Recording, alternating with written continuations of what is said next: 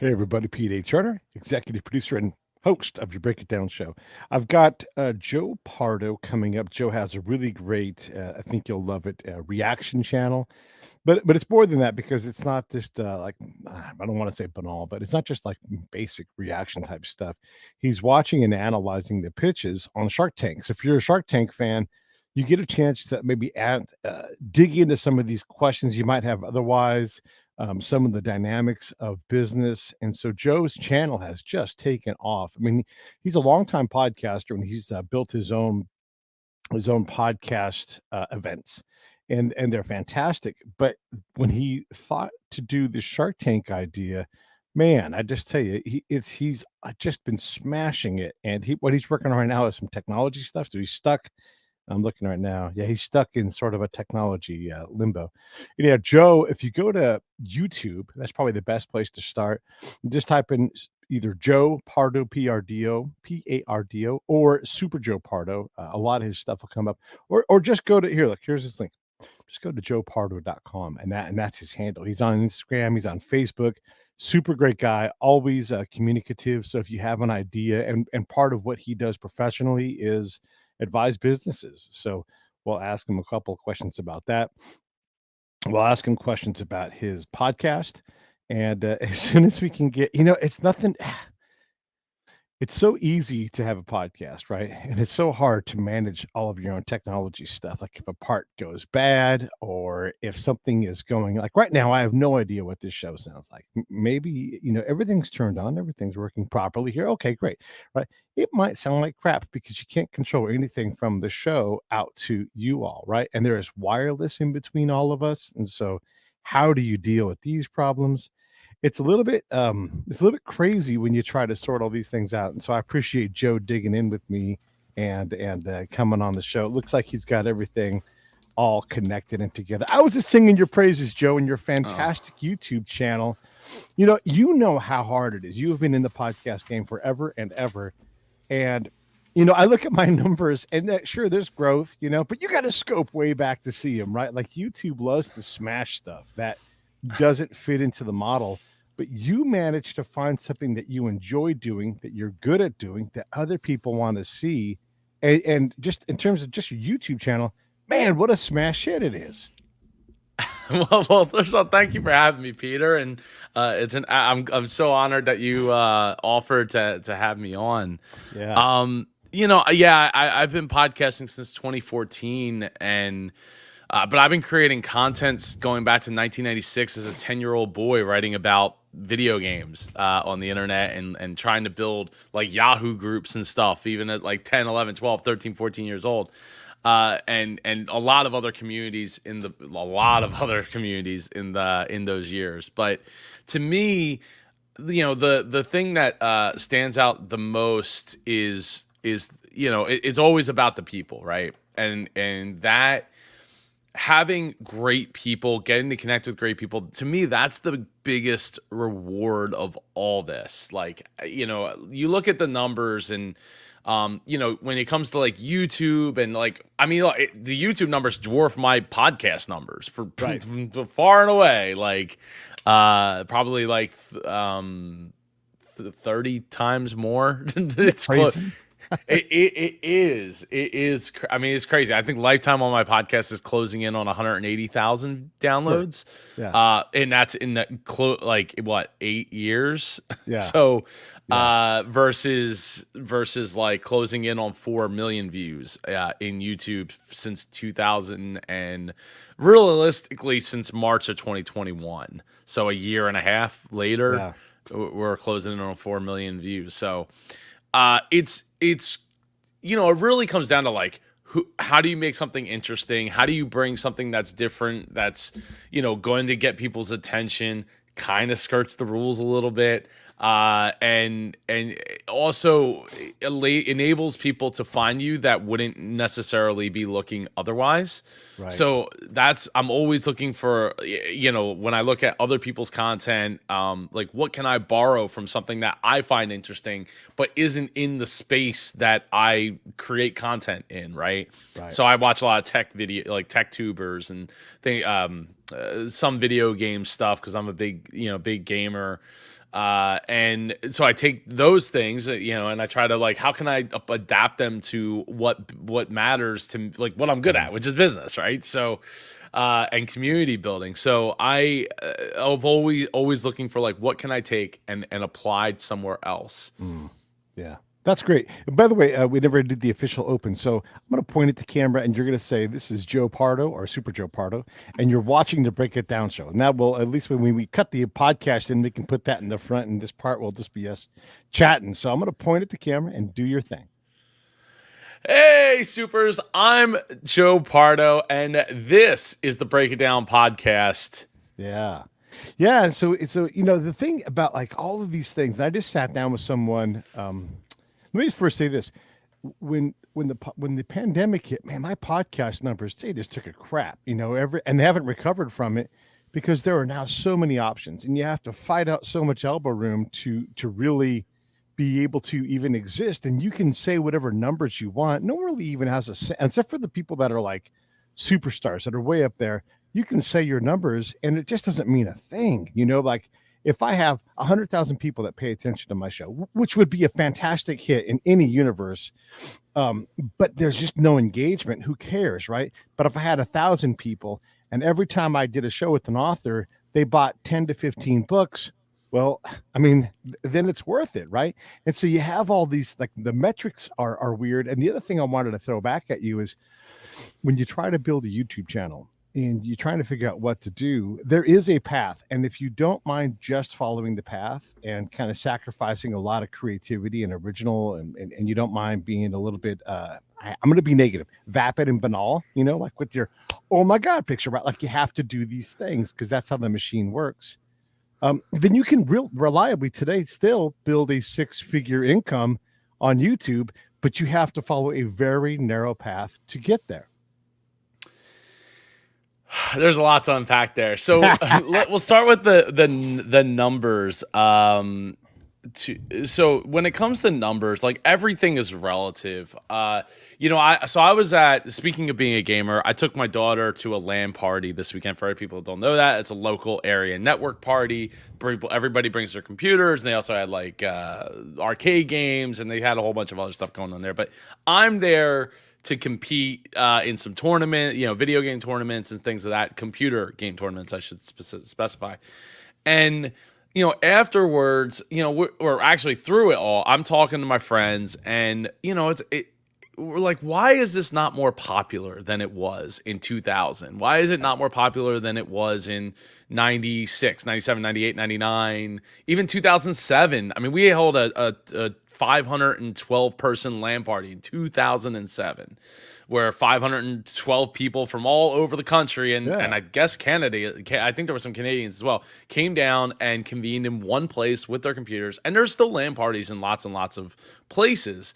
But one of the things is when you're there, it's not like it was almost 20 years ago. And the main reason I think is because there's so much choice, right? So it's not like, hey Pete, what game do you want to play? And there's like 10 choices really, because it's the year 2000, right? Yeah. And there's like 10 recent titles in the last 4 or 5 years that like people actively play competitively against each other. Now there's like 10 choices that come out every month, 10 new games that are hitting this market. So the landscape is so noisy. And actually, I just watched a video. It's funny how YouTube works, because it actually came up with a video talking about like, why are so many games quote unquote dying? Like they have these huge spikes, like a million active players at any time, like, and then all of a sudden it's just like, and it's dead. But dead might be 300,000 people still playing, right? It's so true. So so that's, numbers are all relative, and I didn't. I mean, the video I was watching wasn't as in depth as I think I have explanations for, but basically, like, people play the game and then they move on because something else comes out.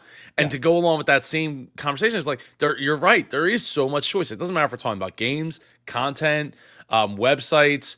Everything goes in phases. I mean, you think about how big BuzzFeed was just a few years ago. They were going to be the next CNN. Like, they're going to take it over. And even when we talk about things like Shark Tank, right? To bring it back to what I do, when we talk about Shark Tank, the numbers that they're getting are less than 4 million views on air when it airs, right? And sponsors aren't paying for DVR, DVR points, if you will. Right. They are just like, what are we getting when it airs? How many butts can we get in seats to stay at home on a Friday night at 8 o'clock Yeah. or 7 o'clock if you're Central Time, right? It's hard. It's incredibly hard. So even with them, they have. I was talking to somebody who was just on Shark Tank, and he actually has some TV background. We're talking about it. He's like, look, they see, even though the numbers are shrinking year over year. Now, obviously, with 2020, it went up. People were stuck at home. It was a great captive audience, and the numbers have come back down year after year since then. Even with the shrinking numbers, they still see it as a win because it hasn't totally dropped off. It's just, continues to trend down and trend down. So when you think about, like you were saying, 100,000, listeners, right, to each episode. I mean, Shark Tank's hitting just under 3.8 to 3.1 million, and that's like live when it actually airs.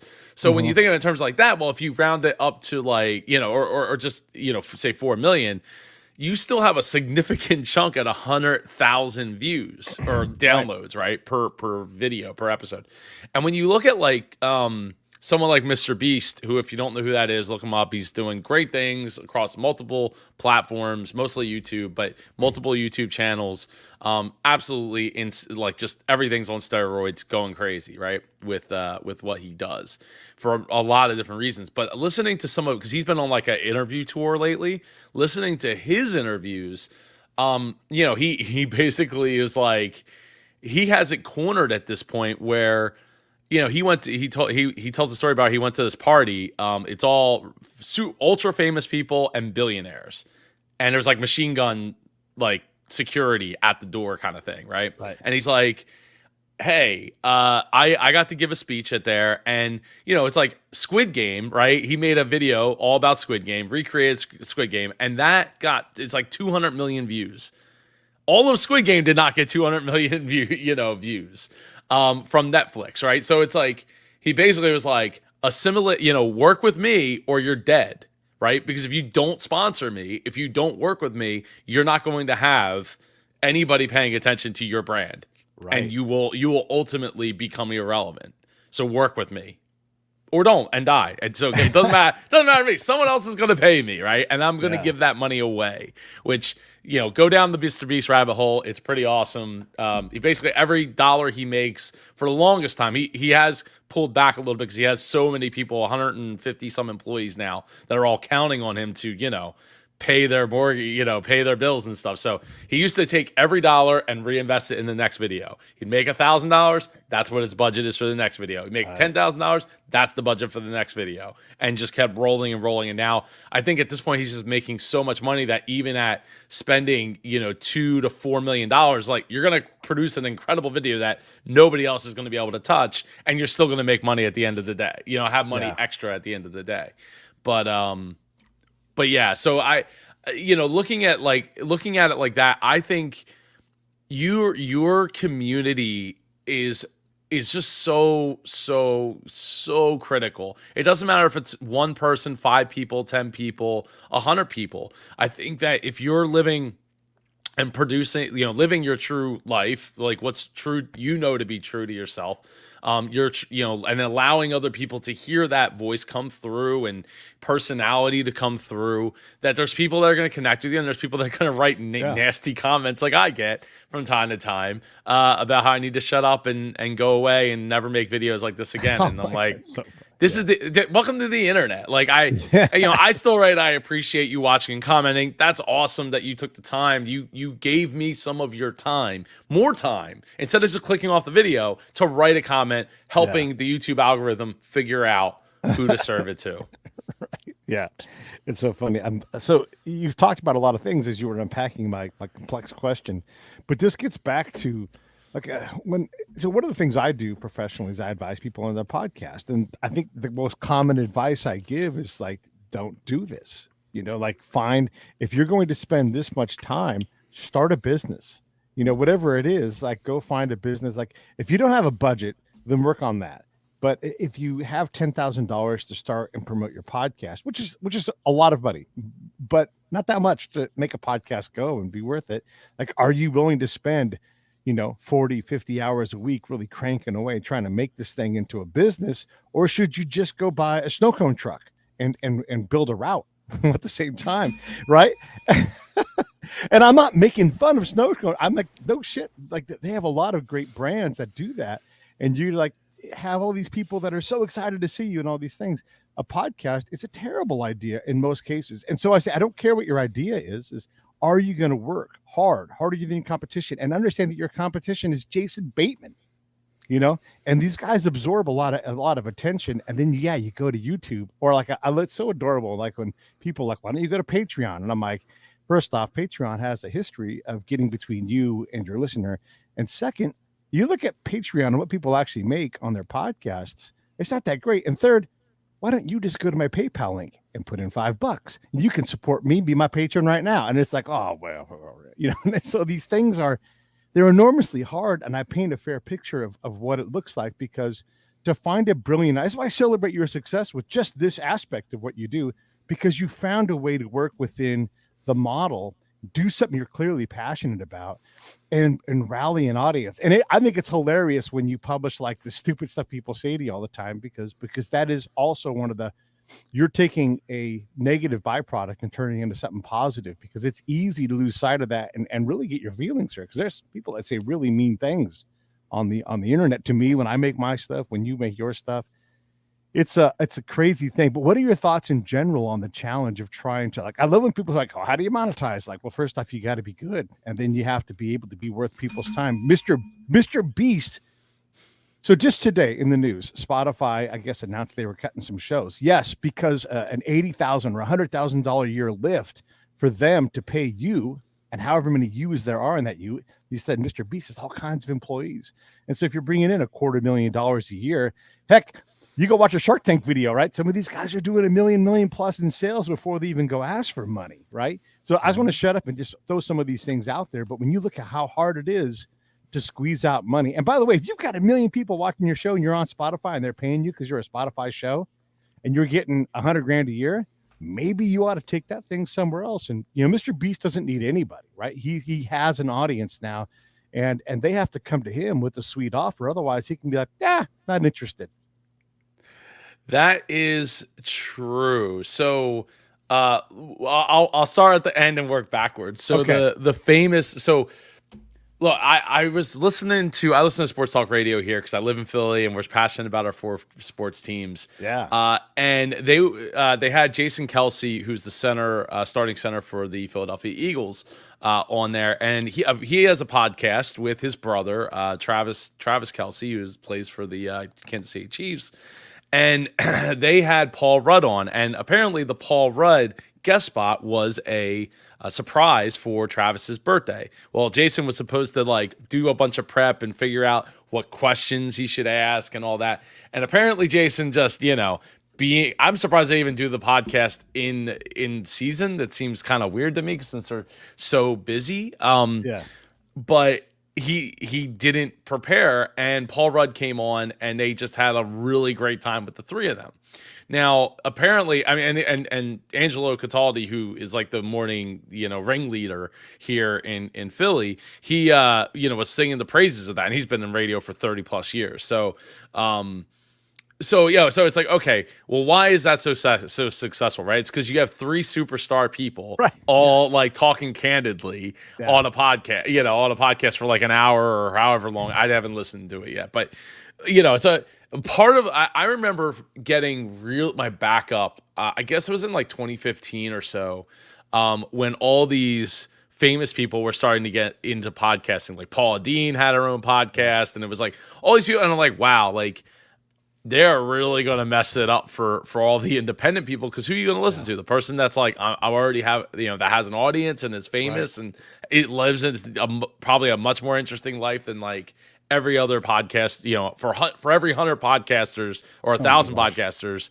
there's like one celebrity that's living an awesome like experience that can bring something, and they probably have a producer, right? Yeah. And they probably have somebody who's writing things out and putting the show together for them, so they're showing up and delivering on that. Plus, they're famous. They already have an audience. Joe Rogan had a huge audience before, or not even an audience, just people knew who he was Yeah, before he yeah. ever started a podcast, right? And Right. it kind of skews how people think about podcasting as a whole.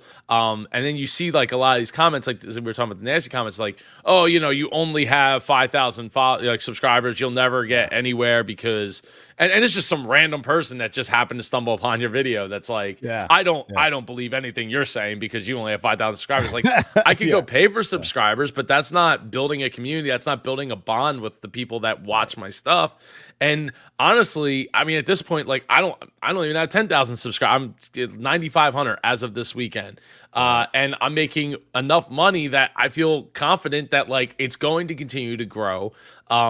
Things go in waves. You can actively see it when you look at and I'm not a big channel by any means, but you can actually see it in the analytics where it's like, oh, August is going pretty good. And then people start going back to school and like life starts taking over. So, there's a bit of a dip there, but then things start to ramp up, by the middle of September into October. And then when winter break hits and everything just goes crazy. So it's, things go in waves and you will only see that once you do it, right? So going back to, should you have like you had $10,000, should I start a snow cone business or snow cone truck or a podcast?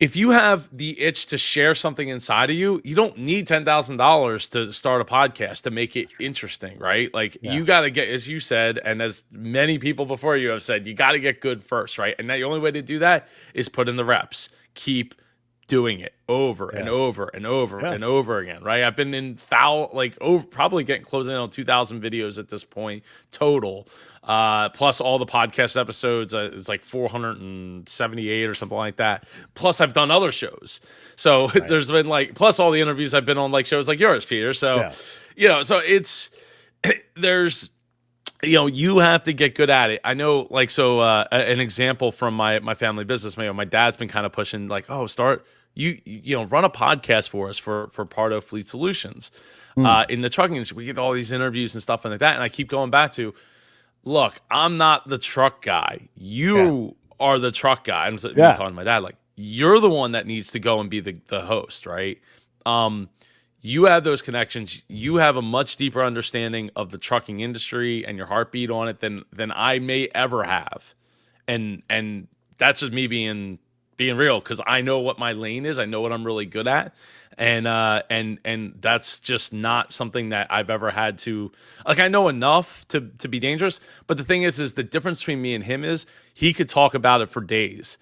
I would have to do a lot of more preparation, and it would also be draining to me to have to go through those hoops to be able to talk on trucks in the trucking industry, right? Versus him, who already knows because he's already in it. Like, he lives, breathes, and eats it.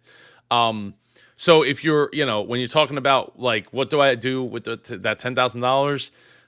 You can start a podcast about snow cone trucks, the snow cone truck industry, right? You don't have to be great at interviewing people. You don't have to be great at any of this technical stuff. You literally have a phone. You have a built-in podcasting, platform in your pocket, right? Like it's right there. Get out and do it. A great example of this is a friend of mine, Tim Jennings, here in South Jersey. He runs a company called Telecorp. He also does, I think it's like, morning walks with Tim or something like that, where he literally just takes his phone and puts it on like a selfie stick and he walks with it, walking and talking 10 minutes conversation, and he posts it on YouTube or on Facebook. It might be on YouTube, but I know that it's definitely on Facebook. So the connections that you get from doing the podcast is far outweighs, and relationships far outweighs anything that you're going to get in monetary usually right out of the gate. Looking for Yeah. money, $5, send me $5 versus like doing a Patreon thing. I totally agree. Patreon is, you don't want them to be the gatekeepers. I wouldn't want them to be the gatekeepers No. either. There's a lot of other ways to do the monetization thing. They're not necessarily as easy. It'll take you some time to set up, maybe learning some things or finding and paying somebody to set it up for you. But at the Yeah. end of the day, you will own that email address. You will own that relationship versus sending them to Patreon. And I personally have only supported a couple people on Patreon. And those relationships, that supporting was just a couple of bucks, and I didn't even go to look at the extra content because Right. it's another Right. platform for me to have to go to, Uh, right? If it's in it's so podcast, much, it's in my yeah. Apple Podcast. If it's a YouTube video, Yeah. it's in YouTube. If I don't really want to have to go somewhere else Yeah. to Yeah. get Yeah. that back end, to get that stuff. So, um, I think that and when you compare the $5, give me $5 versus even just watching the ads on YouTube, like that, it'll take so many, Oh my like gosh. an impossible amount of views from that one person to equal Yeah. that $5. We cannot say this enough. If you have someone that you love that is doing something in the creative area thing, just buy them lunch or slide $10 in their pocket or go crazy. Like I've got a guy that loves what I do, and he's like, bam, $300. I got $300 here for you. Bam. Don't care what else you do. Don't need to. And you find those people. Another dude, he sent me a check for $1,000. These things happen on a regular basis, and you cobble that into something. And they're like, my best friends, they all say, don't you dare quit. Because it's hard. It's hard out here. You know this. I And like, know. don't you dare quit, because what would I give to be like you, to be free to go out and do these things and talk to these people? I mean, I put it on Facebook today. I got to just pitch Anne Margaret to be on the show. Who cares if she doesn't? I mean, like, I care if she does it or not, but it's already such a win, and the value that comes in that and all the people that come with it. The fact that like you get to, I haven't figured out how to do it yet, but I'm going to have Rick Beato on my show one of these days, right? I've seen him face to face. We've never had a chance to really chat, but if I put him in front of me, I'll get him on the show, right? And even if it isn't Rick Beato, it'll be Tim Pierce or someone else in that world, because I can play in that world now. But it's taken me 8, 9, 10 years to get to this point where I can compete. And it can't be about the money first. You should have a product that you want to sell. Like you have your services, I have mine. And on occasion, the show creates that. But boy, the marketing aspect, the PR aspect, all of the values that come back from a show. I always tell my friends that are like, we think our company, our trucking company, should start a show. And then I'm like, you type in on the internet here, like best trucking podcasts. And once you find that list, and who knows how it's curated, you go here. Talking CDL. Why didn't you take that person and sponsor their show? And I bet you for a song, you can title sponsor that thing. Way less than like a year's worth of news press releases, if you even do those, right? And have them do it. And obviously you want to like what they do, but you also don't want to like put your finger on them. And so you're just like, look, go do that. And then the other thing I always suggest to my business people, and this is just a free tip, you're welcome to do it. Get on a podcast like mine where I can rotate like you and I can co-host with somebody else anytime, right? I'm always willing to do that. I'm like, go pick your dream clients and let's invite them to come on a show with me. And now you have access. Well, that's valuable to you. Now you're talking to your client in a softer way, or potential client in a softer way.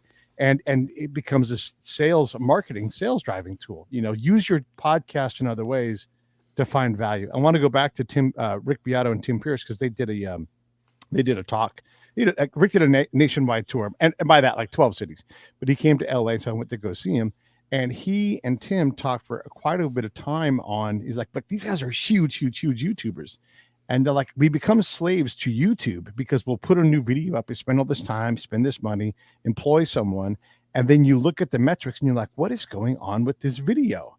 And you have to, and there's a great channel I love. It's about running. And the guy has to put titles that have really little to do with what's in the video to make the video go. And so he'll tease you with something that isn't true. And then you go in and you listen. And I still love the videos and I want to support the guy. But they're talking about like the stupid thumbnail, the stupid title, instead of like the incredible work that Tim Pierce or all of these musicians do. So there's all of these different aspects to go into what we do, and finding that value. It's such an important thing, because yes, you grab your phone and do a show for fun, But if you really want to get professional, you have to invest some money in gear. What does that mean? What am I going to get out of it? A lot of frustration, but also, man, so many of my friends these days that I hang out with are because of my show. And what's more valuable than life? Yeah, yeah. So the investment of time, right, is Hmm. huge. One thing, if I could go back and start over, I would have focused a lot more time on recording more episodes, and marketing the show a lot more than, I don't want to say wasting my time, but spending my time in editing, thinking that like, oh, if I make it sound amazing, it's going to like go that Yeah. much further. Um, and to tie that back to, the title and thumbnail and why in YouTube, and why you have to do things that have like very little to do with what the video is actually going to Yeah. show or about, Yeah. is because you got to think about like who you're competing against. You ideally you want to show up in those 8 videos when you show up on YouTube, right? And that's individualized for every single person. So what my 8 look like is different from your 8. That's different from someone else's 8. Right. It's just different. So you got to remember that you're competing against whatever else that person's watching. So if you're watching Mr. Beast, you're watching these other type of videos as well. You're competing against some of the, potentially some of the best YouTubers on the platform, that are reaching like hundreds of millions of people globally with their content. So, I think that you just have to really, a lot of times they say like start with the title, and then work backwards, Yeah. or start with Yeah. the thumbnail, and then that's the idea, and then you start thinking about how can I go about filming this, how can I make it a reality. Yeah. And a lot of it's like almost like a Mad Lib, where Yep. it's like, this is the thing blank, and this is how it Yeah. ended up blank, Yeah. and Yeah. and you're like filling in the blanks and just Uh-huh. changing it It's out. absolutely an ad lib. Yes. Yeah, I think, when we talk about investment of the time, like we said, you got to get good first before you worry about money or anything like that. I like the idea of sponsoring somebody else's podcast as an opportunity. I could tell you a great story. I'll make it short though. About, one of my favorite shows was WDW Today. It was all about Walt Disney World. It got me into podcasting starting in 2004/5, when I first found out about it. And I became friends with all the hosts and everything. They've all since moved on, and there's a whole new crew in there. But they ran the show for like a decade, right? So I'm talking to a battery exhaust. You gotta get yourself a battery, a power cable there, man. See, these are the little things that happen that like sometimes, if we don't think every little step through, we can run into. But when it comes to, yeah, so they ran this podcast, and they got a sponsor, MEI Mouse Fan Travel, like very early on, and they built this symbiotic relationship that, talking with the owner Becky, we became friends over time. And she's like, look, I'm never going to be a podcaster. She's been a guest on there a handful of times, but I'm never going to be a podcaster. I'm never going to be able to connect with people like that, like they do. So let me pump money into them and get business out of that. And Yeah. they had like a 10-year like relationship that they had, going for them. So those are the types of things. It's like you see an opportunity, you pick the right horses in the race, and you help them as well, right? Because not only could you sponsor them, I know, famously, I believe, John Lee Dumas of Entrepreneur on Fire, like one of his things was getting the sponsors to promote him Yeah. as well as him promote, so he had access to more people, to get his show in front of more people. And Mm. that's a really big thing. Now, going back to the timepiece, like you were saying about the services thing. So in my case, YouTube has kind of changed that for me, because I have such a limited amount of time at this point. It's been so compressed, that I'm actually like kind of pushing people away from working one-on-one because I Yeah. literally just don't have the time between having two young kids and the family business, the YouTube channel, and Uh-huh. indie podcon, which we didn't even bring up here. So Yeah. like between these things, like I've had to, like, I want to continue to take things on, but I also want to be available for my family and my kids as much as I possibly can. And in order to do that, it's like, I have to kind of turn away the one-on-one thing. And I might do a group thing at some point, but Yeah. it's still like for 1 hour of time, like I can take that 1 hour I have and invest it in the group, right? Yeah. Or I could invest it in making a video or two and having a long tail opportunity to make money when I'm sleeping, Uh-huh. and not all my videos do incredibly yet, but that's part of, just, it's a battle of one, right? It's flipping one Oh, person at a time to coming yeah. in, Yeah. and keep coming back. And if you keep doing that, you'll start to gain a lot of traction. So, don't discount, oh, we only have this, or we only have 5 people, 10 people, 100 people, 1,000 people. I mean, when you get to a certain point, it's, you want to look back and say, oh, well, I like, oh, I only have, 9,000 subscribers. Like, that's 9,000 people that said yes. Like, that's, Yeah. that's like half of the hockey stadium, the Oh my people God. that said yes, Yeah. right? And then and when it comes to YouTube, like, it's more important, like, subscriber count doesn't really matter anyway. It's Right. really about people saying yes and keep clicking, keep watching, keep binging your videos versus somebody else. And that's the thing. So, and there's a lot of other metrics that play into making that happen, and making it sustainable. But and it's not all about, like, everything's got to be at 100% watch time, 100%. There's like, it's very much on a scale. Yeah. Everything about YouTube at this point is on a scale. Yeah, there's again a lot of things to talk about when you say that. And I mentioned your podcons before when you were coming in, so we've often talked to that, and I want to get back into that stuff, but there's just so much fertile ground to cover here. It's There's all right. Indie PodCon we can talk about, and I'll come back on and we'll talk about that yeah, another day. yeah. Well, we'll get to it because I think one of the things we're talking about too is okay. So maybe like okay, so I'm on Rumble, right? I'm not on Rumble for political reasons. I'm on Rumble because it's a platform, and all I've got to do is populate some bubbles, and then boop, it publishes there. And anybody who wants to watch it, they can, and maybe I get paid. I don't make a cent on Rumble because I don't promote it, right? Because at some point, it's like, here's Gab, here's this, here's this, here's. I don't want to publish to 20 different sites, especially if there's no bang there, right? Like everybody's like, just keep nugging away on Instagram, and you'll build it. I don't want to, and it's not true that you can just continue to go back to Instagram. I put funny pictures on there of my cat sometimes, or like the pineapple that we just grew. We grew up, we did the thing, we chopped the top of the pineapple off and put it in the dirt. And so, a couple of those pictures make it up. But you got to pick your fights if you're going to one at a time it, right? And then two at a time it, and hopefully four at a time it. But the ways you can make money are not just because you're talking. Like the talking is the machine, but the other things that can come out of it. Like, do you want to take your show and break it into small pieces and publish it on TikTok or on Snapchat or on the other versions of that are out there? Or do you just build a name? Like, you don't want to do one-on-ones, but maybe you want to do VIP days where you're like, hey, I will help you this for your business. And for that one day, you get me, but you're going to pay $2,000. And the person's like, oh, I'm thrilled. I've seen all your stuff. I love what you do. $2,000 is it?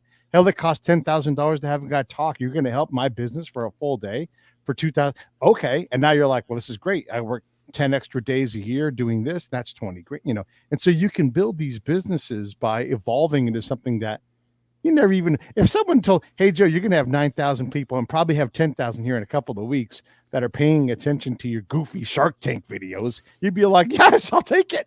You'd be so excited about that. Yeah, I mean, one of the things I love about the video content that I do, because otherwise I would feel really, really guilty, honestly, Yeah. is that it's educational, Yeah. and that the people that don't get it, they're like literally not the person that I'm trying to reach, right? And that comes with the territory of, all these different products. People are searching for the different products. They have their own, set of people that they or set of things that they watch, and they're different, Yeah. the different demographics and stuff like that. It's not hyper focused.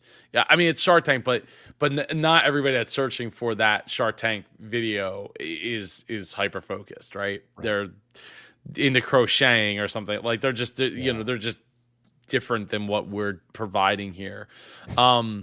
So when it comes to when how to focus in on that one or two platforms, like to me, I want anything I do at this point, I want it to point back to basically YouTube, which sucks because I, Yeah. have one platform to rule them all. It means that one platform could disappear tomorrow or whatever. But I still have my podcast, right? So I Right. still have my newsletter. I still have other ways for people to connect with me through Instagram or Twitter. Do I put as much attention and time into those other platforms? Not nearly as much as I'm putting into YouTube, but Right. YouTube is very rapidly becoming a pay the bills job for me, which is also why kind of like, okay, I could get people to work with me, but the fact of the matter is like I really love working with I love working with two sets of people. One that's fully established and they're trying to solve a really complicated problem.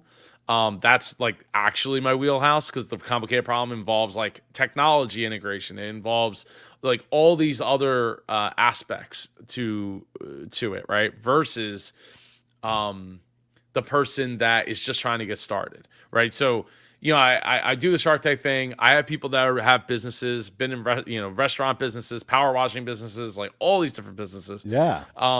But they're also small businesses that like I can't be like, hey, it's $10,000 and this is the package, right? This is what you're Right. gonna get. Like it doesn't work that way. It would be awesome if it did, because I'd be like, hey, we get 10 people a year, Yeah. and I'll work, I'll structure it and all that. But that's like truthfully, like that's not like what's coming from YouTube for the most part. I have Right. some people that want to work with me, but most of them don't haven't even taken the first step yet.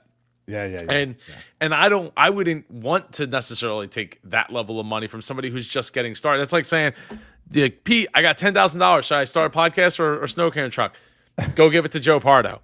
Go No, give it to that's Joe Pardo that's what first. Yeah. like beepity beepity beepity beep would tell Yeah. you to do, right? Like Sure. I'm not gonna put anybody on the bus, but if you know who I'm talking Yeah. about, or the type of people that I'm talking about. I don't Uh-huh. I don't want you to send me that money, right? I want you to figure it out. I want you to take the time and be obsessive about learning about your business, learning about other businesses out there Right. too. And figure and either figure it out for yourself or send me an email if you have a quick question or something, and I'll do my best to get back to you as quick as possible. But I think that it's just really like important for you to get obsessive about learning to solve the problems that you have in your business. And I'm all right with just being that, as I was told, popular business educator. Yeah. As I was just found out, that's what I'm being called on the internet now. Good. A business educator to me, regardless of popular, is everything that I want to do for people, right? And is really bring to the table. Like Oh man. I'm not here like shilling. I have some free stuff, free lead magnets like the Avatar Guide and I forget what the other one is off the top of my head. The sales guide, and I think there's also a Shark Tank Ready guide, but like there really is nothing behind that as far as like, yeah, you could hire me, but I honestly I actually took it off my page to Yeah. just today. I took it off a few weeks ago and I put it under the contact page to kind of like filter people out a little bit. Mm-hmm. And then I actually got rid of it. Like I took the page down altogether, just because like if somebody really wants to work with me, they're going to write me a heartfelt letter that Yep. I'm going to have to read, and really convince me that like the time I'm going to spend with them is going to be well spent. And Right. it's still gonna cost money, but like Yeah. I just don't have the time to do all that. So when it comes to the TikToks, the YouTube shorts, the Instagrams, again, funnel things back to where you make the money, right? Yeah. Funnel people back to where you want them to be. Right. Ultimately, they're on the YouTube. I'm funneling them to my email list, right? Yeah. That, and then that also pushes them into like listening to the podcast that I control 100% of. Yes. So, Yeah. and only a certain percentage of people are going to make that happen. But I mean, Yeah. I get like 1 to 2 every day to every other day of people joining the email list. So, I mean, that's, to me, that's just awesome. And Yeah. when I'm ready to when I have more time to put into a group session, I think that it'll just be that much easier to get people ready to go without filling up their inbox every day. And like, Yeah. I'm not trying to, I don't even have time to create those Oh my gosh. products Yeah. and things, the digital products and stuff. Like, just learn the stuff. And like I said, maybe I'll do a group thing. Maybe it'll just be like a month, and it'll be like four 1-hour sessions or something, and we'll work on specific things. I just, honestly, I've been so busy, I haven't had the time That's to awesome though, like to get be it that out there. busy. I mean, that means you're being a present dad. 'Cause I know you're all like half of your pictures are with your kids. You're always doing stuff Yes, with them. that's You know. it is. I mean, it's all about, if it's not about them, like, what is it really about? Like, I don't, Yeah. Yeah. I mean, I love technology, and technology isn't free. But like, to a certain extent, like, I can deal with what I have. I don't really spend a whole lot of money other places. It's mostly in technology. So, Hmm. I don't know. To me, it's really all about them and getting them prepared for the future, and making so many memories that we have to go back and look at the pictures and videos because we can't possibly remember all of it. I think Hmm. that, to me, stands out from my childhood, comparatively speaking, where like I do, at least in my mind, remember a lot of Hmm. the things that happened, because there wasn't as many as I want to create for them. Yeah. There's so many things I want to ask you about, Yeah, go but I ahead. think I want to go down this road too because there is a belief. Okay, so like I think you and I both have at least at some time subscribed to TubeBuddy. Right now, I'm going through Video IQ, which helps you improve. And this is not me pitching anything. I'm just saying that these are services that we employ to try to like optimize our YouTube channels, right? And then I find that like it's great for those guys. It saves me some time, but like I just don't know the keywords do anything, or because like I'll go through a video and I'm like, I'm not even going to put any references on the back end of the of the channel because they just don't get clicked on. And so why am I spending even 5 minutes doing that for every video I've got? And then you go into the boards and you talk to people, and it's just like the same basic advice. And so I often think, why am I spending 30, 40 bucks a month on Video IQ when I'm not like I can match the growth that they're offering. So what are they actually offering? Maybe they're giving me tasks to do that aren't really improving my channel. So do I just spend that 40 bucks on ads, and that people have a problem with ads. And I'm like, and I'm not saying the I am iTunes podcast promoter guy. I mean, like, go on to Bing or Google or any of these platforms, YouTube specifically, and just spend 40 bucks a month on ads, and I bet I would see more growth. So when it comes to TubeBuddy, I haven't used vidIQ. I think I installed it at one point, but uninstalled it. I do pay for TubeBuddy. I pay for the lowest end package, which I signed up before I had 1,000 subscribers, so it was only like $4.50 a month. Mhm. To me, for what I use it for, I think that I mean, right at this point, I basically use it for one thing at this point, and it's for creating the keywords, right? And seeing Mhm. which keywords are, because of like Shark Tank and stuff, like which keywords should I also be like popping into the Mm. keywords box. Mhm. And that's mostly it. Now I do like searches and use like the barometer on the top right hand side that tells Yeah. you like, oh, this, this is a potential hole right here. But I mean, once you get good at it, like, you can kind of see that for Yeah. yourself. I mean, like, you just do the search and like you see what's there, see what how many views each of those videos have. and get a good idea of like, okay, if I create a thumbnail that's more eye catching than these, I can reach, rank for search. And but ranking for search is tough because Yeah. fads fade, and unless you're like how to tie shoes and you get the number one search result, like it's Yeah. it's tough. But there's a lot of little things like you could look at. When you do that search, you look at it and say, okay, how long are those videos, right? Like if it's like to do this one thing and every video is like 5 minutes, can you explain it in two? Oh, if you can explain it in two without all the nonsense of like, make sure you like and subscribe. Guess what? You say asking people to like and subscribe. I think, like, I know, like, as an example, Mr. Beast is always like, like, subscribe to this, hits the subscribe button or whatever. I don't think any of that matters. I really don't. I mean, as we talked about, the subscriber count doesn't really matter. It's mostly vanity. And I can tell you, like, so I have 9,500 subscribers, but my returning viewers in the last month is like 26,000. So like I would have 26,000 subscribers if they all hit the subscribe button. But like once you get past 1,000 and 4,000 watch hours, you're monetized. Right.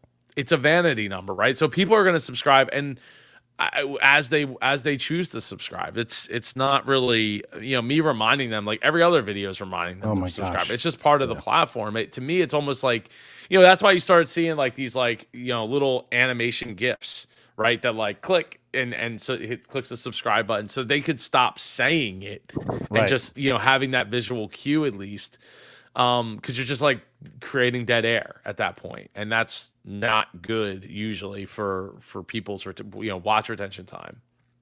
So I don't think, put it this way, I wouldn't be spending $40 a month on vidIQ or TubeBuddy. I love TubeBuddy, but and I do watch vidIQ's videos on YouTube from time to time, educational videos on YouTube, but I think that $40 a month would be better spent.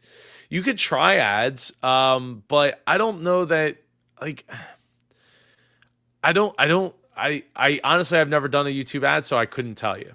Yeah. And I mean, doing it, I definitely wouldn't spend it in Facebook, because I don't think that you're going, like, ever since iOS changed, it's been rough going for pretty much anybody with ads, because they're not as targeted as they once were. I don't know that that $40 would be well spent there. I also almost would say, what could you do to invest in the actual video to get it to make it a better video? Long form content on YouTube is tough, but the ones that do it, they get long. They can have long tails, right? Like I do the interviews with the people who have been on Shark Tank, and truth be told, like that hour that I commit to that interview it's tough for me to schedule it. Number one, because I got to work with their schedule as well. It's also tough because that in that hour I could make 2 or 3 Shark Tank videos that will each get out of the gate like 2 to 3, maybe 4,000 views. Right. The interview is going to get like out of the gate maybe 400 views, maybe. There's a lot more ads in those videos, but to me that's my equivalent of authority building. Like when people are like, nobody comes on your show, shut up. Like, okay, well, why? I have like almost 40 people that have been on the show. A lot of these people are coming on the show right after they've been on Shark Tank. And I have a couple of people now that have watched my channel to prepare to go on Shark Tank. Yes. So like it's important, I think. Plus it's also almost like a thank you, for watching thank you for watching the channel to both my audience, but also to the person who, took the time to watch my show and was on Shark Tank, right? Like so it's helpful in some ways. And I feel like there's a lot longer of a tail. Like when I get, to 100,000 subscribers or whatever, like those videos are going to have way more like watch time and views going forward. So I think it's really important to like, what can you do to make the best video you can? And if you could take $40 and invest it in, I don't know, going on location with that guest, right? Doing something maybe instead of interviewing the Yeah. person and asking the same questions that they've answered 1,000 times, right? Like take that $40 and go do an experience with that. For like, hey, we took Mr. Beast to an escape room, but it's like the Right. craziest escape room ever, and there's like Yeah. fire, and the room's on fire in the thumbnail or something like. That's gonna get clicks, right? So Yep. it could still be an interview, but it just needs, doing something that's different. Because unless Yeah. you're famous, right, or you've built up being famous in a different way, it's really hard because only a small percentage of a small percentage of a small percentage are going to watch long form interviews Yeah. Yeah. from you, Yeah. unless they really love your guest. But your guest ain't there next week. I'm not going to be on next week's episode here, I don't think. But you know what I mean? Like Yeah. Yeah. it's one of those things where you got to It's like true. really think about like Yeah. what can I do that's going to stand out in a crowded market. But I Right. mean, YouTube it's only growing. Right. Grandparents are watching YouTube thanks to the Yep. pandemic, right? Like Yeah. 40 plus year olds are watching YouTube for all kinds of things. Yeah. In fact, one of my who was I just talking to? Bob, one of our contractor friends, family friend. He's like, yeah, he's like, all I watch pretty much now is YouTube, and he's 60 some years old, Yeah. Right. and he's like, the documentaries on there are crazy good. Like, yeah, there's a lot of stuff on YouTube. I mean, there's some crazy out Yeah. there stuff too, but there's a lot of great educational stuff It's out so there. true. Yeah. It's such a great platform in general for that. Like, who hasn't wanted to fix their car, or how do I fix this stupid vacuum cleaner? All of those things, and you would never think that this would be a thing where you could make a living, but you absolutely can. So it is a fantastic thing. By the way, while you were talking, I canceled my Video IQ subscription because I've been meaning to, because it's going to re-up on the November 8th. And I'll say this, I do believe in ads, and I'm talking again, YouTube, Bing, Google, and I think Facebook ads work. Whenever I've used them and I target them, I draw attention. I consider it a billboard. I've considered buying billboard ads, just to create attention so that someone's like, oh yeah, the Break It Down show. But I need to do it so that my marketing focus is just brand awareness, like in my hometown, people who don't know me are like, oh, P.J. Turner, you have that show, right? And so how do I grow that into the community next door, or in Texas where, I have a bit of an audience for whatever reason. And so you try to like build these things, and maybe you bring in some marketing expertise, but that $40 a month, and you find someone who kind of guides you on what to do. It's all fascinating, man. One of the things I get to do is, one, I rotate these co-hosts, and today's a solo show, but I could easily have someone here talking. And actually, I asked a fellow podcast friend, Brett Allen, to see if he wanted to come on, but he wasn't available. But Ah, I know it would have been fun. I do grab my gear, I put it in a backpack, and I have 2 tripods and some lighting that I can carry all in my hands, and I can go out of my truck and into someone's house. And last week I was at Marion Ross's house. She's the mom from Happy Days, oh and I wow. recorded a show at her house with her son. And then Marion popped in for a few minutes, and that's something that Marion's not going to go anywhere. She's not in the condition to travel anymore, right? And so I'm able to go to whoever's house it is, and I live in Southern California, so I can be at someone famous's house in an hour, and I can sit across from them, and they're now the host of me in their house. And it's just a remarkable thing. And then people are like, I see what you do here. Wow, this is really incredible. And that starts those other PR marketing time questions, and like, how do I get involved? What else do you do? And now you're just having these conversations. And I don't know about you, but for me, it's like, do you know anyone who does this? And boy, I know everybody now because of the show. Yeah, I mean, so when I started podcasting, I did I went down the interview, and I was path, and I was interviewing. Hey, Sonia, good to see you here. I was interviewing all these different people, and really like the goal for me was like grow my network and grow outside of the trucking industry, because I just left my family's business and all that, but it came to a point, I think in like late 2016 or 2017, when yeah, I guess it was like late 2016, that I started to think like, I'm interviewing these people, and it's awesome having those interviews, and I love the connections it's making.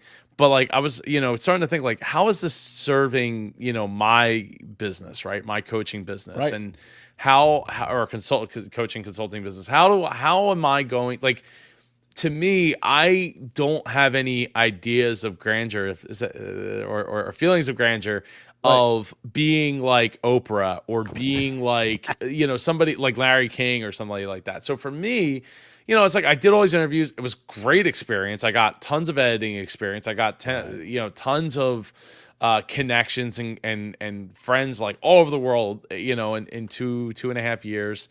Um, but how do I go and I take that and now I want the show to be I want to be the focus of the show, right? I want Mm. to deliver the education because, like, I had people on and that was awesome, but again, like, my goal wasn't to be Larry King, so it's like, okay, I need Yeah. to reevaluate where I'm at and where I'm headed. And it's funny how, like, it took a couple of years to get it right.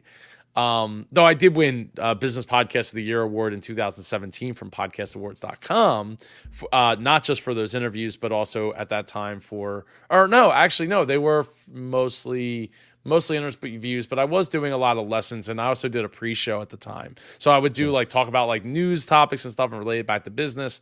So, like, a lot of those early things were happening then in 2016 that I've adapted over the years and kind of recycled in. Um, but I feel like when you're looking at um what do I want to create a podcast about? How do I want to, what do I want it to be a reflection of? Do I want it to be my business? I Yeah. think that's where you just have to answer some of those questions. Like, well, do the rap so I can get good, and then Right. I can start to figure out, like, okay, what's the next step for me? Is it continuing interviewing people, getting to have all these awesome conversations with celebrities? And I because I also did a Disney podcast for a little while where we got to interview a lot of celebrities, Yeah. Disney legends, in that show. Um, which was cool, but it wasn't, to me, it wasn't serving it wasn't serving my consulting Mm. business. So it's like, okay, Mhm. I really need to hone it in here and bring it back to what's important. And I think all along, like, the most important thing, which I'm, have gotten to really play the role of, is just business educator. Just recently, oh man, I know sneezes are bad for attention, so I'm trying not to Yeah. sneeze.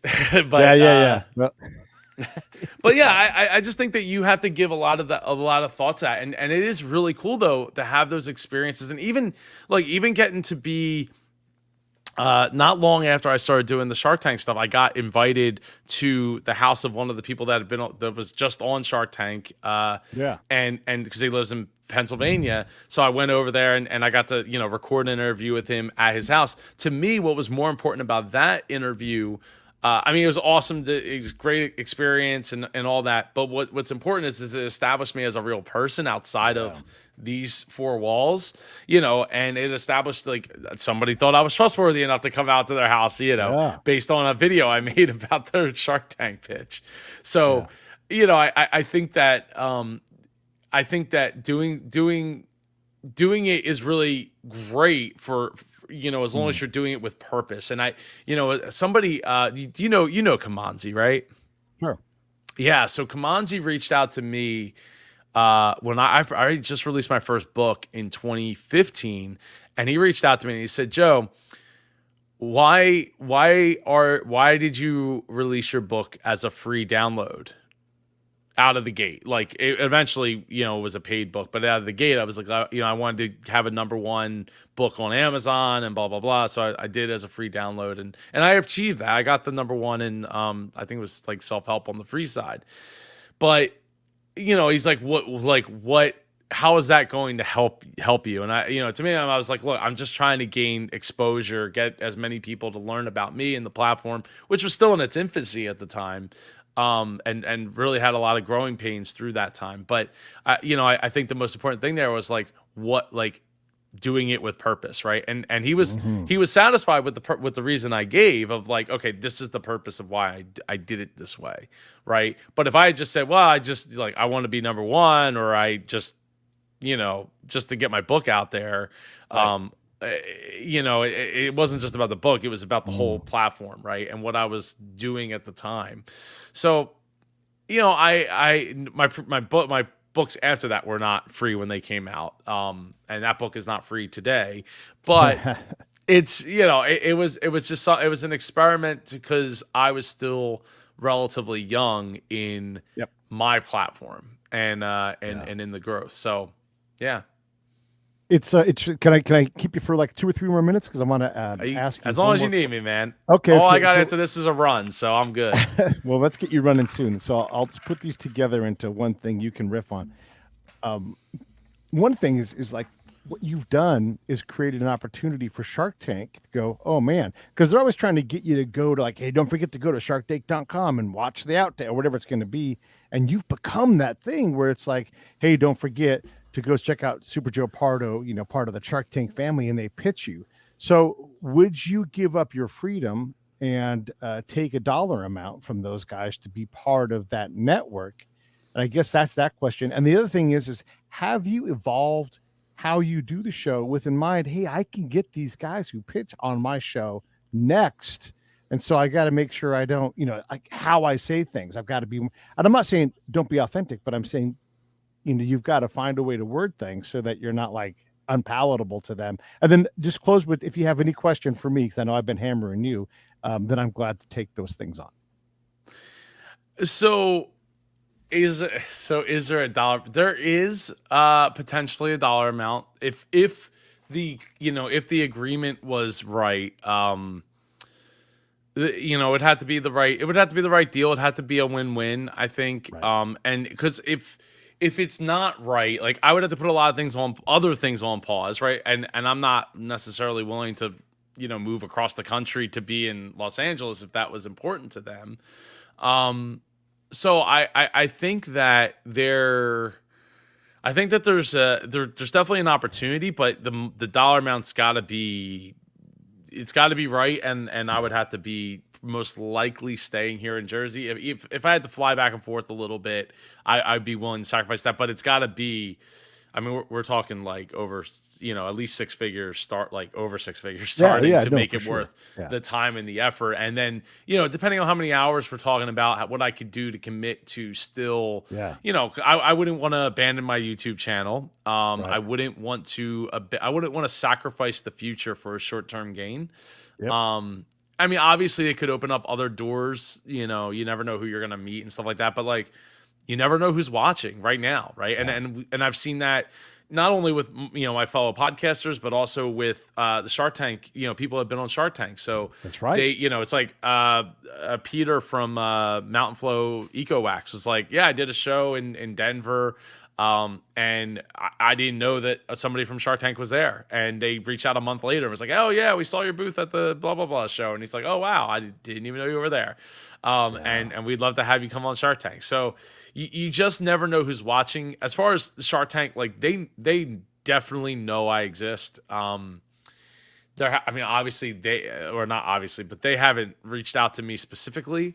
But I do know that they know that I Let me exist. jump in and say this. If you Yeah. run a major TV show and there's someone who's building an audience based upon your stuff, you are missing an opportunity, to take someone like Joe and work together. Like it's crazy. These people who do all of these things and they build six-figure incomes without you.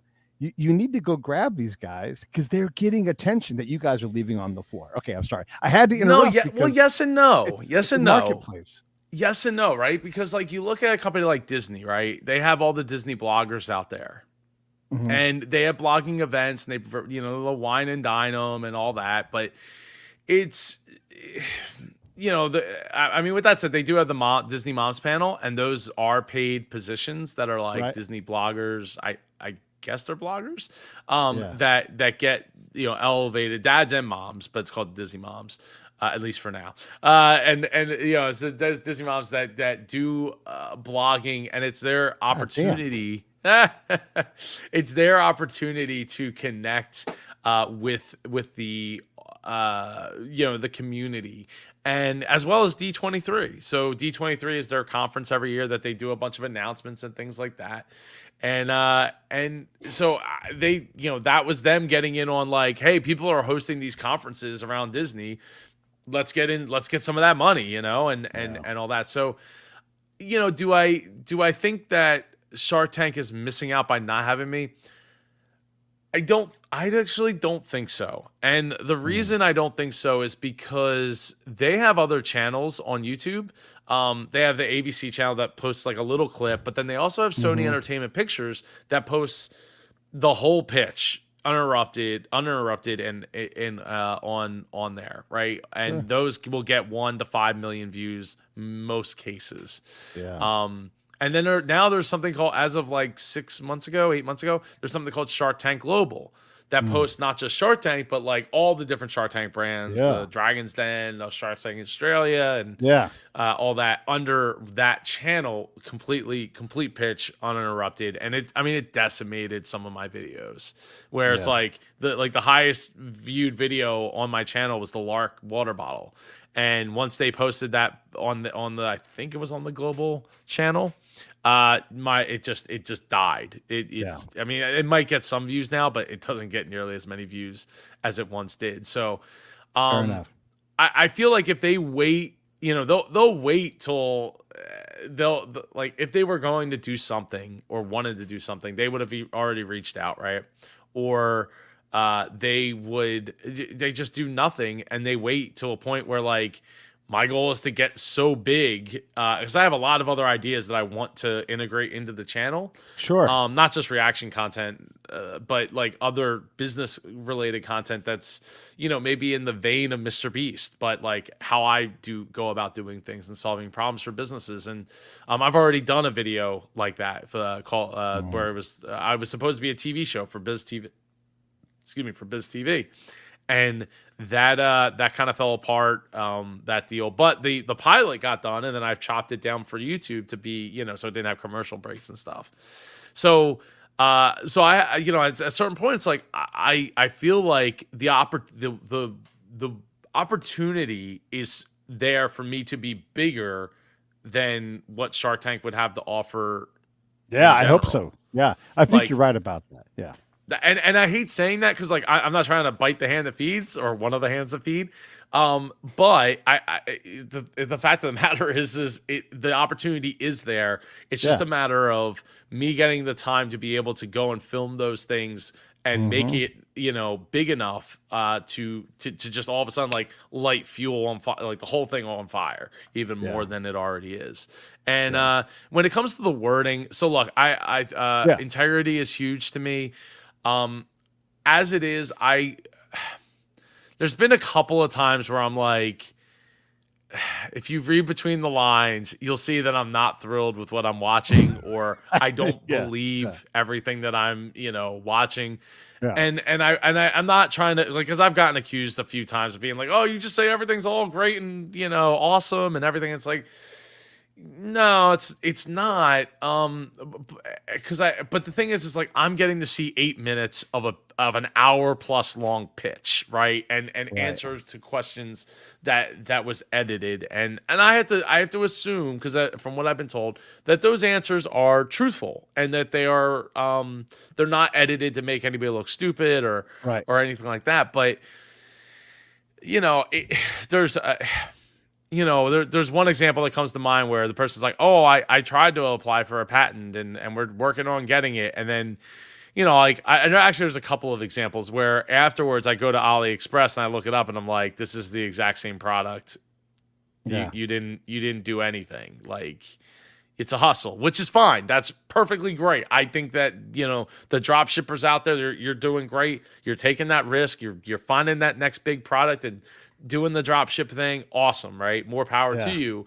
But being on Shark Tank, like, there's a reason that the royalty deal comes through a lot, right? Is because they also know that this is probably not patentable, or that you own the patent or will get the Right. patent.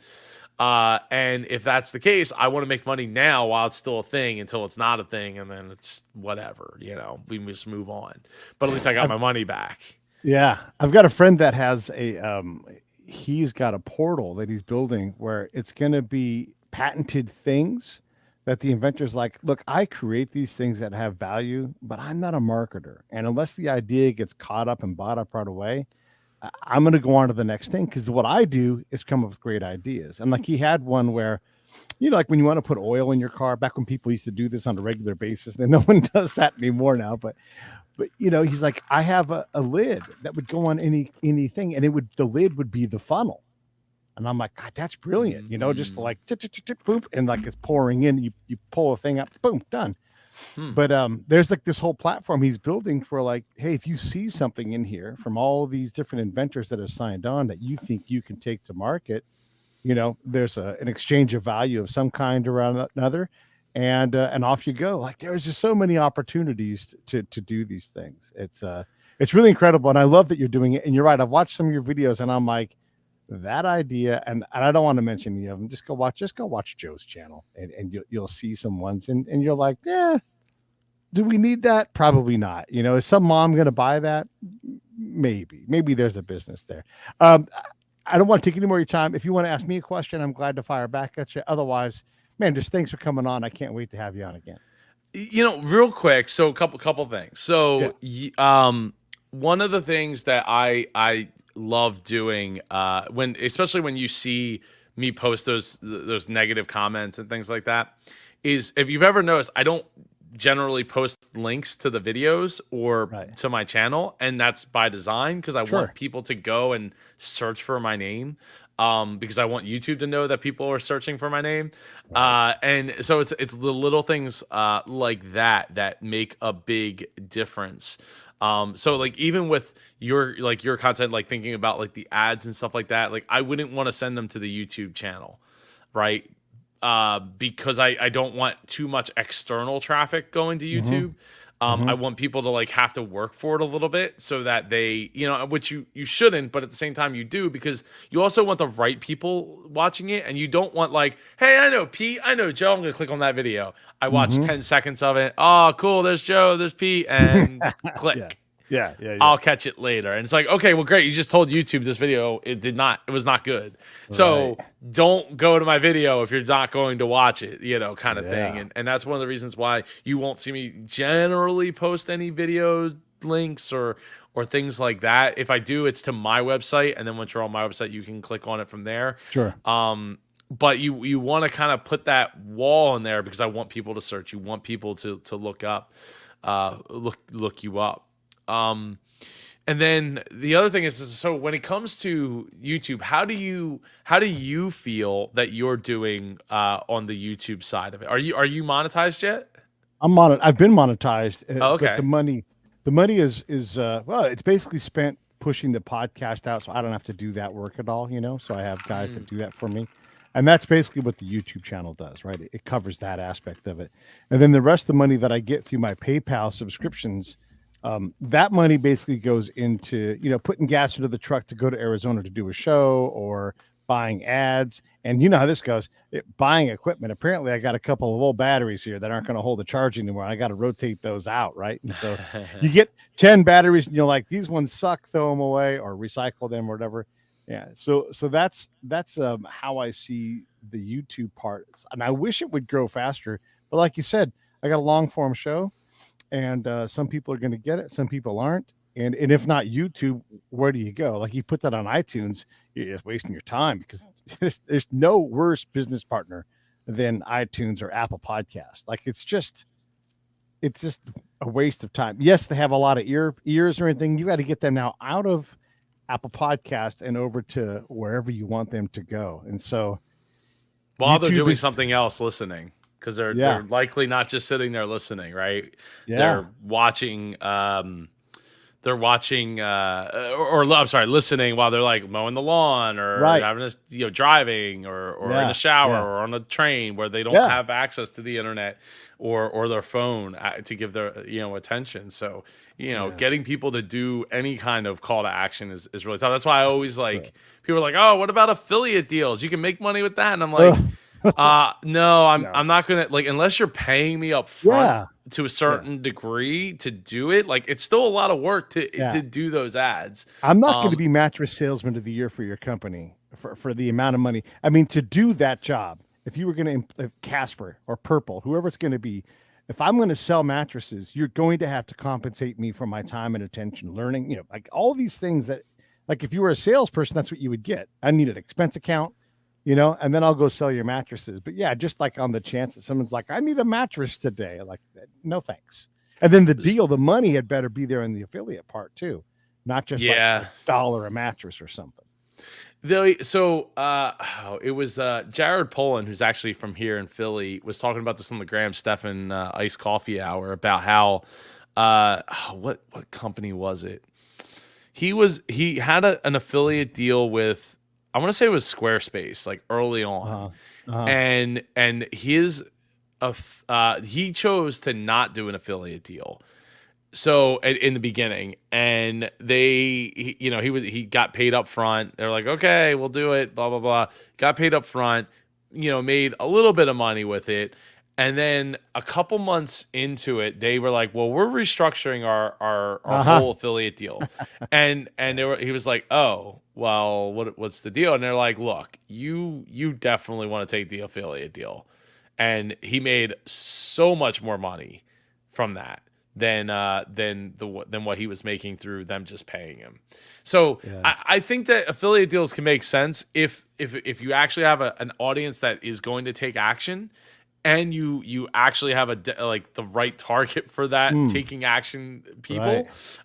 Then it can make an awful lot of sense. But I think that's where a lot of the big disconnect comes from, is people don't necessarily have the right audience, and they haven't trained their audience to take action, Yeah. right? From what they do. And like I was talking to my wife about this the other day, and I'm like, with the amount of views that I get through Shark Tank reaction videos coming out on the night that the show airs, I'm if I had a sponsorship like 10 to, I mean, each of these videos get 10, 20, 30, 40,000 views. Yeah, you Some of do them a great work. lot less Yeah. than others, right? Some of them only get a couple thousand views. Um, it's like, how much money am I leaving on the table by not having a sponsor that, like, sponsoring those videos with somebody? Is it $2,000 a video, $3,000 a video? Like, you only have Yeah. to do a handful of those, and it's like, I don't have to worry about anything. I ain't got nothing else to worry about, Right. like, Right. um, but that right partner hasn't Mm. come around. And I have to be able to stand behind whatever, like I said before, integrity is really important to me. So I have to be able to stand behind whatever we're going to be pitching. Yeah. I had to actually like it. It's funny. Like when I first got started, I had a couple people reach out about sponsoring the show, and then I haven't gotten a single one since. It's like Yeah. so weird. It is weird. Well, the one of them was like for fake money, Uh-huh. like acting money, Yeah. and I'm like, nobody's gonna buy that from a Shark Tank video. Like, why?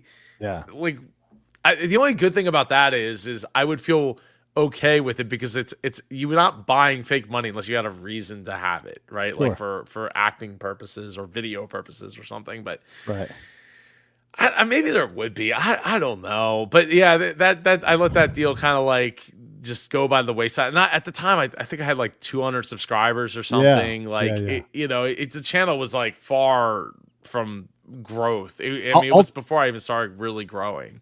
I'll tell you what I have done a couple of times, and this is not a reliable thing, and it is absolutely, a lottery ticket, but I've had a couple opportunities to get in early, like, "Hey, would you have us on your show? And we'll give you some shares in the company." And this is an Mm, established entrepreneur who knows how to exit companies. This is not like Craig and Jeff, and Craig and Jeff, I talked to those guys, but like, yeah, okay, this is interesting. And sometimes you got to take a stab at something early. Be like, remember when I had this person on before they were nobody? Oh, you don't? Well, here's the video, that kind of thing. And so I've got a couple of piles of stock and companies that, you know, they may or may not be worth something someday. But I wouldn't mind doing that, like going long on something, and seeing what happens. Because what's the harm to me? I mean, I'm going to do a show for an hour. They're going to be interesting, and get people excited about it, and maybe it's searchable somewhere. Why not, right? But I don't know if that's the only strategy I'd want to employ. There's a lot of times I get offered like early authors, first bookers, that kind of thing. The the early musicians, I try to have these folks on as often as possible, but I really can't help them. Only thing I can do is give them exposure, give them practice to do an interview, love what they're doing, but then they've got to go back to work building their audience, working clubs if they can even do that. And it is it's funny. People think it's funny how people categorize like what you do. Like, hey, you have a podcast. My friend just wrote a book. He should come on. And I'm like, he really should come on if I want to have him, but he also should like just go halvesies with me on an ad. You buy 100, I'll buy 100, and we'll do that. And then it's only going to let people know that you exist for a short amount of time. It's just not going to sell 1,000 books because you haven't earned that right yet. Through your audience, and you don't have an audience. And so then if they get that, then I'm like, yeah, you're willing to invest in yourself and put this money into the show with me, then I'll put the time and effort into doing this thing. But even that is like, I don't really want to ask people for even $100, even if it might help, because I don't know how valuable it is. Like, yes, it will absolutely be seen more. And I absolutely will spend, over an hour trying to put a clip together and then obviously doing the show and everything. But is that worth your time? Maybe. Yeah, no, I don't know. And so I do that sometimes, and it's sort of a way to boost up my ad revenue or my Mhm. ad budget. But those are some of the things that are pretty atypical, but I don't believe in them enough to really do them all the time. It's sort of like, yeah, I'll do it. But a lot of times I just say no to people. I didn't used to say no to any guest, but now I'm like, I just, like these, there's a lot of actors that I'm like, what am I going to have you on the show for? You haven't acted in anything in 5 years. And even then you were a role player, and God bless, that's awesome. And you're an actor and go do your thing. But how am I going to help you?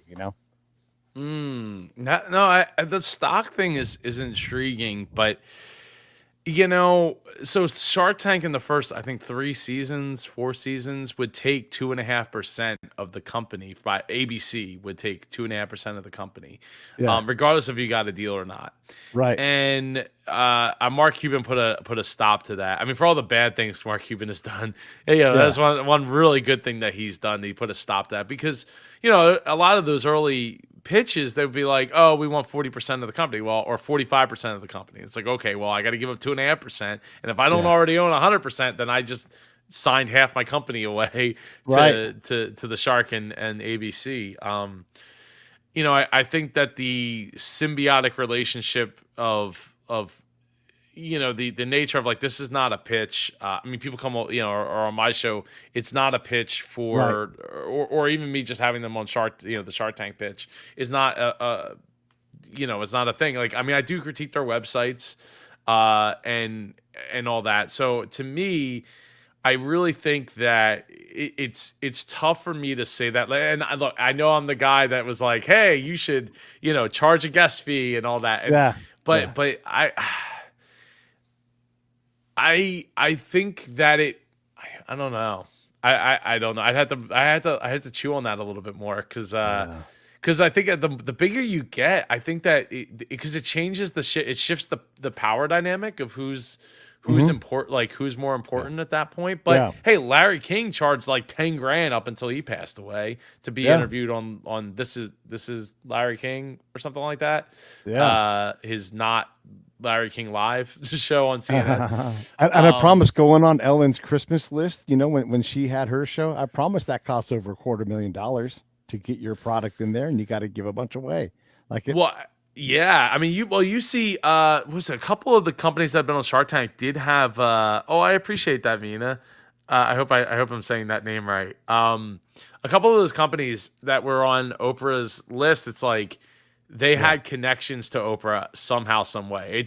She didn't happen to find it. I mean, maybe a small percentage of them was somebody that she's paying to like Hmm. curate for her magazine or whatever to Right. like go and find things, right? Find cool things. But yeah, it's like, oh, it was I'm the hairdresser for Oprah when she's on the East Coast or something. Like, these are the types of things that come up, and that's how they find it. I mean, at the end of the day, it goes back to what I said earlier about it's about relationships and networking Yeah. and all that. So I don't know. To me, I really love the idea of making majority of my money by just educating and entertaining people, Yeah. um, and not having to placate to a sponsor, not having to placate to Yes. ABC. I mean, to a certain extent, I like.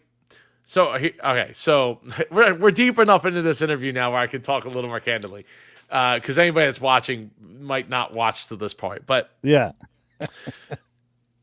I stray away. One thing I do stray away from is generally saying anything, well, generally mean in general, because I try to be the super version of myself, right? Right. But I try to stay away from being hypercritical of the Sharks.